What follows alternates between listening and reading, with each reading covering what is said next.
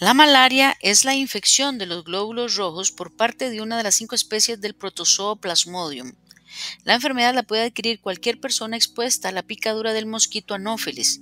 El mosquito transmite la enfermedad de una persona enferma a una sana cuando se alimenta de sangre de la persona con malaria y días después pica a la persona sana. La malaria es una importante causa de muerte y es principalmente un problema en los países en vías de desarrollo con climas cálidos. Los parásitos Plasmodium vivax y Plasmodium falciparum son los más comunes en la malaria. Tanto Plasmodium vivax como Plasmodium ovale permanecen en el hígado en estado latente, hipnozoito, y periódicamente liberan al torrente sanguíneo parásitos maduros, lo que provoca brotes sucesivos de síntomas. La forma latente no puede eliminarse mediante la mayoría de fármacos antimaláricos. Por otra parte, la Plasmodium malariae y la Plasmodium ovale son parásitos menos conocidos.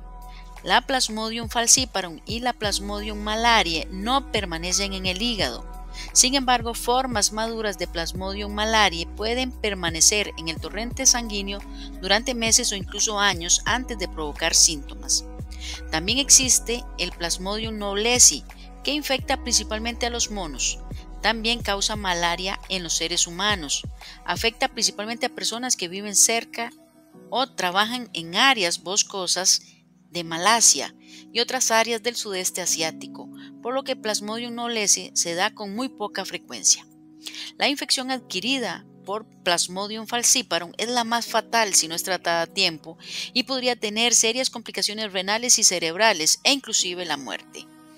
En la malaria por Plasmodium falciparum, los glóbulos rojos infectados a menudo se pegan en las paredes de los vasos sanguíneos pequeños, los obstruyen y lesionan varios órganos, en especial el cerebro, los pulmones, los riñones y el sistema gastrointestinal. En la malaria falciparum, el líquido puede acumularse en los pulmones y causar problemas respiratorios graves. El daño a los órganos internos puede provocar una hipotensión grave y causar un choque hipovolémico, y puede causar otro síntoma grave como la hipoglicemia.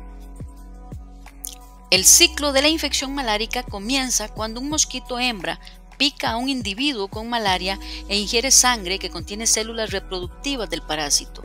Una vez dentro del mosquito, el parásito se reproduce, se multiplica y migra a las glándulas salivales. Desde la picadura del mosquito y la adquisición del parásito hasta el comienzo de los síntomas, existe un periodo de incubación que dura de entre 7 y 30 días. En casos excepcionales y sobre todo en la infección por Plasmodium vivax, este periodo puede alargarse varios meses. Cuando el mosquito pica a otra persona, le inyecta parásitos junto con saliva. Una vez dentro de la nueva persona infectada, los parásitos se depositan en el hígado, donde se multiplican, maduran durante un periodo de entre 1 y 3 semanas y posteriormente abandonan el hígado e invaden los glóbulos rojos. Los parásitos se multiplican de nuevo dentro de los glóbulos rojos, lo que finalmente provoca la ruptura de las células infectadas, liberando parásitos que pueden invadir otros glóbulos rojos y continuar el proceso de proliferación.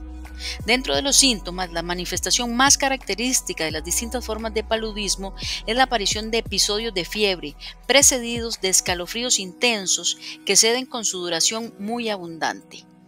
Al romperse los glóbulos rojos y liberar parásitos, los afectados sufren de forma súbita escalofríos con estremecimientos seguidos de fiebre que puede llegar hasta los 41 grados. Al descenso de la fiebre, por lo general al cabo de varias horas, le siguen sudoración profusa y fatiga extrema. La fiebre aparece de forma impredecible al principio, pero con el tiempo se convierte en periódica. Las fiebres periódicas aparecen y desaparecen a intervalos regulares. Aparecen a intervalos de 48 horas con Plasmodium vivax y ovale y de 72 horas con Plasmodium malariae.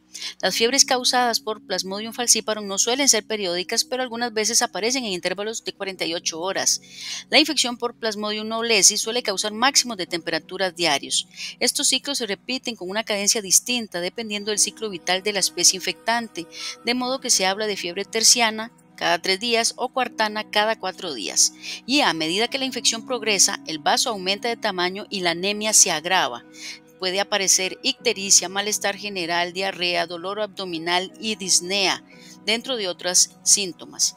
Los síntomas son más o menos intensos según la especie de Plasmodium que cause la infección y pueden adoptar formas crónicas en los adultos de regiones endémicas casi sin fiebre, que constituyen un síndrome llamado esplenomegalia tropical.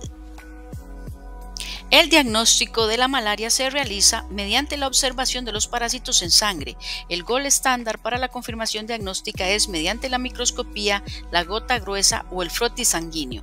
También es posible hacer el diagnóstico mediante la detención de antígenos parasitarios y los métodos de biología molecular en una reacción de PCR, una reacción de cadena de polimerasa.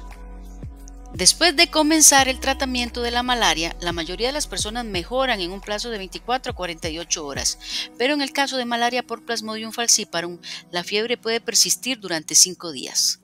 Para el tratamiento de la malaria aguda, la elección del fármaco se basa en 1. Los síntomas que presenta la persona afectada, 2. La especie infectante de Plasmodium y 3. La probabilidad del que parásito sea resistente. Dicha probabilidad depende de la especie del Plasmodium y la ubicación geográfica donde se ha contraído la infección.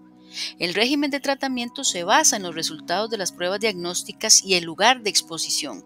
Sin embargo, si se sospecha claramente de malaria, se trata a las personas afectadas aun cuando los resultados de la prueba no confirmen el diagnóstico, ya que las pruebas no detectan el 100% de los casos y si no se trata, recordemos, puede poner en peligro la vida de la persona.